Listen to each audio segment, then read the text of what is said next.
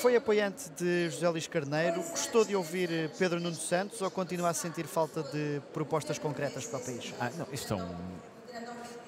O secretário-geral tem 2 discursos no Congresso e devo dizer que no que diz respeito à mensagem para o país, nós sabemos que o discurso de encerramento será aquele que é o momento mais relevante. Era importante fazer um discurso inicial orientado também ao partido, mais no confronto político, evidentemente, com as oposições, mas, acima de tudo, há um ponto muito importante a destacar do discurso do secretário-geral, que é esta capacidade de assumir e de integrar o legado dos 8 anos de governação do Partido Socialista.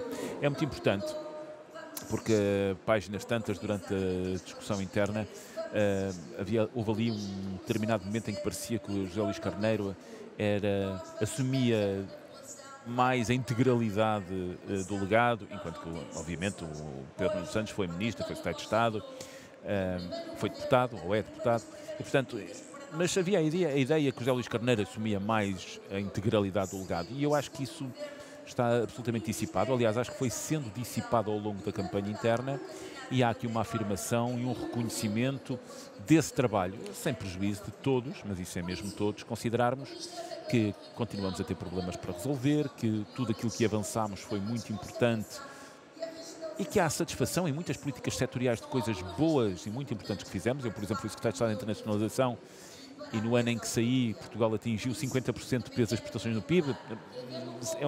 É algo que para mim foi um objetivo durante muitos anos para quem trabalha nessa área. Portanto, claro que muitos de nós nos reconhecemos nos êxitos, nos sucessos, mas continuamos na nossa vida política, há novos problemas, há um novo programa eleitoral para fazer. Agora, a assunção desse legado, dessa construção conjunta, é um elemento muito importante do discurso de hoje. Estamos à espera também dessa mensagem para o país, porque ainda estão a ser integradas propostas de José Luís Carneiro.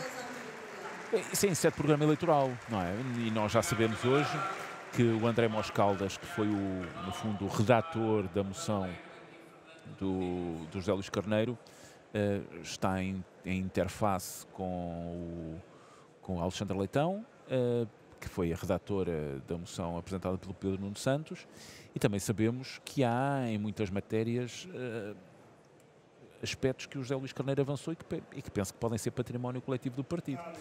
Falo do apoio, por exemplo, às pequenas e médias empresas, que foi uma área que ele quis apresentar. Falo, por exemplo, na área da habitação, em que com o Vasco Franco fez uma apresentação exaustiva. Falo, por exemplo, em coisas que aparecem por menores, mas são muito importantes, como o complemento solidário para idosos e as condições de acesso ao complementar solidário para idosos. O PS perde, por exemplo, se Pedro Nuno Santos acabar por não integrar, como ele tem dado sinais que não o fará, a proposta, por exemplo, de Fernando Medina, o que tem sido conhecido como os fundos Mas essa é uma posição assumida pelo secretário-geral, quer dizer, e nós... Mas tem pena que essa fique pelo caminho. Eleitoral. Não, eu já o defendi publicamente, por várias razões que eu poderia adiantar, porque é que penso que um fundo daquela natureza pode ser dentro das regras, portanto, porque nós sabemos que o excedente orçamental ou o superávit orçamental deve ser utilizado para abater a dívida pública. Isso é possível fazer, constituindo um fundo de compra de dívida pública. Agora, sabemos, naturalmente, que o país encontra um cenário particularmente difícil nos próximos anos. O alargamento a leste levará a que a União Europeia tenha mais regiões de coesão a leste. Por questões meramente estatísticas, Portugal passará a ser um país, perdoem uma expressão entre aspas, considerem assim, rico, ou seja, fora das regiões de coesão, por comparação com os outros, mesmo sem mexer no PIB, crescendo zero, é uma questão estatística. O PRR tem um limite, é um mecanismo de recuperação e resiliência, e o Next Generation EU foram construídos para responder a um contexto muito adverso pós-pandémico, pandémico e pós-pandémico. E, portanto, esses fundos vão terminar e nesse quadro, Portugal deve-se preparar para ter mais investimento público e um sistema de incentivos baseado mais em recursos públicos.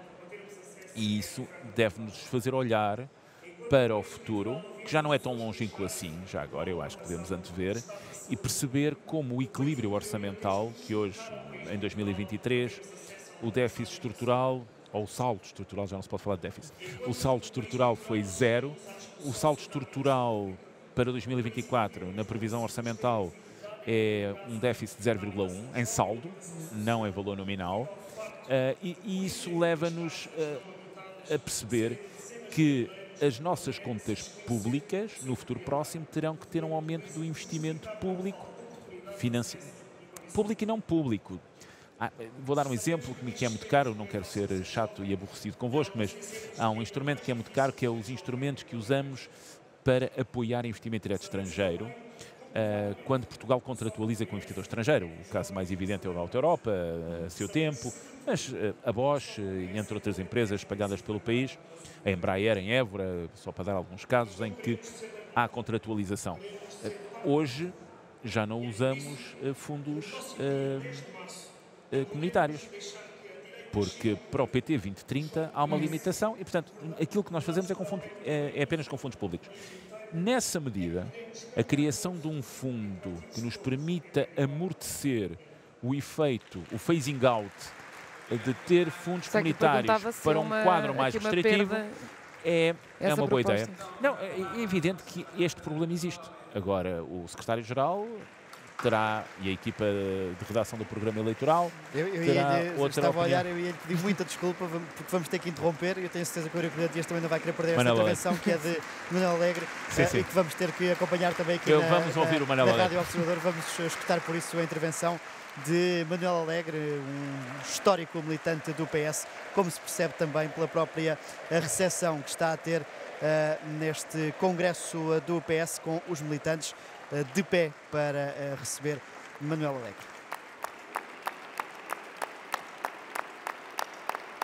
Eurico Dias regressava aqui à conversa e, aproveitando estes recados de Manuel Alegre, o PS está aqui a ter no Ministério Público e na Justiça um adversário extra neste combate? Eu quero acreditar que não. No limite, poderia dizer que o Ministério Público ultimamente anda com um azar terrível nas oportunidades em que acaba de alguma forma por comunicar com a opinião pública, como foi o caso de ontem ainda. Eu não quero fugir à pergunta, não quero centrar em concreto numa operação, numa investigação, mas devo dizer, até porque há mais que uma, como é o caso, por exemplo, da casa do presidente do PS em Espinho, o que eu devo dizer é que a atividade política está a ser fortemente, eu não quero dizer contaminada, mas influenciada por operações, atividades de natureza judicial, não são sequer a justiça, porque muitas vezes são investigações do Ministério Público, muitas delas em período, pelo menos, preambular, segundo parece, e isso não é bom, e não é bom chegarmos a eleições e, em vez de estarmos a discutir opções políticas, estarmos a ter uma discussão fortemente contaminada, usando a justiça ou a investigação, ou as investigações no quadro da justiça, como arma de arremesso político. É exatamente aquilo que se chama lawfare. Aliás, é uma palavra, neste momento, muito em voga na nossa vizinha Espanha, na discussão entre o PSOE e o PP, por causa da questão da Catalunha, da amnistia. Mas, no fundo, lawfare, estrito senso, é a utilização da lei para fazer política e para agir politicamente. Não será o caso, mas pode ser o caso se os atores políticos tomarem no seu argumentário os casos e os casinhos de justiça, investigação, inquérito, o que quiserem, como armas de arremesso político. E isso é terrível, é muito mau. E nós temos que, até 10 de março, até à altura das eleições, até o momento das eleições, temos que ter a capacidade, não é fácil, devo dizer, não é fácil, mas a capacidade de procurar centrar o PS, e eu acho que cada força política deve fazer o mesmo, naquilo que são as grandes opções. Judiciais. Os portugueses não votam em casos judiciais, os portugueses devem votar em partidos políticos que apresentam programas e alternativas e escolhem aquela que consideram melhor. E é isso que é a democracia. E eu penso que neste momento corremos o risco disso não ser assim. perguntar-lhe sobre um dos recados que o Manuel Alegre deixou ali no palco. Acabou por criticar Marcelo Rebelo de Sousa e dizendo que a dissolução foi um erro. Se não houver um cenário estável e de governabilidade em março, será por responsabilidade do Presidente? É público, eu discordei da decisão da opção do Sr. Presidente da República, acho que foi um erro, mas é uma decisão legítima do Sr. Presidente da República e nesse quadro nós estamos a viver com essa decisão. O Carlos César, o Presidente do Partido, tem uma expressão interessante que é o que lá vai, e portanto é porque a decisão foi tomada. Mas o luto já foi feito, é que pelas menções naquele palco? Não é o luto, mas a decisão do Sr. Presidente da República de marcar eleições determinou, ou acabou por terminar, também a natureza da própria campanha eleitoral e depois isso necessariamente influenciará a decisão dos eleitores. E aquilo que nós esperamos é que naturalmente os eleitores possam escolher mais a política e menos os casos e casinhos. E isso, casos e casinhos de justiça, eu não estou a menorizar, não entendam, estou a fazer a diferença entre decisões sobre opções políticas e outra coisa é decidir com base na suspeita, na suspeição, no inquérito, no pré-julgamento, no julgamento de pelourinho, ou se quisermos utilizar a expressão do Dr. Rui Rio, no julgamento de tabacaria. E, portanto, inevitavelmente o Sr. Presidente da República tomou uma decisão sabendo que ao marcar eleições as marcava... Sabia o cenário... Sabendo o cenário pré-eleitoral. E, portanto, é evidente que de alguma forma é corresponsável de alguma forma pelo resultado.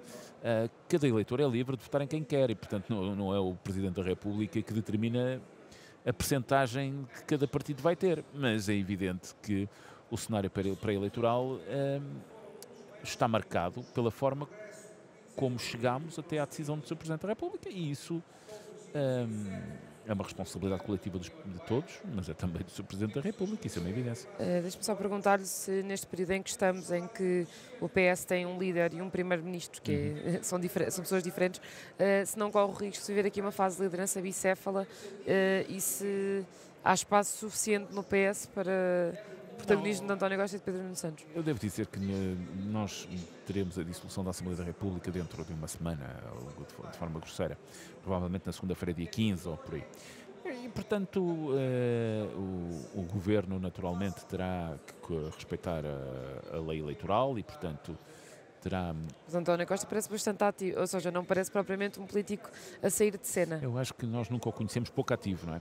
Mas sim, mas é evidente que neste momento há um conjunto de atividades que se concluem e outras que estão em fase de abertura. Aliás, uma delas é uma decisão importantíssima, que é a decisão de lançamento da linha ferroviária Lisboa-Porto, para termos financiamento europeu e, portanto, isso é um momento muito importante, mas é evidente que o Secretário-Geral, depois deste Congresso, terá as suas equipas, terá a Comissão Política Nacional, terá a Comissão Nacional, o Secretariado. Não vai ser assombrado por António Costa como Luís Montenegro às vezes parece ser por Pedro Passos Coelho, por exemplo?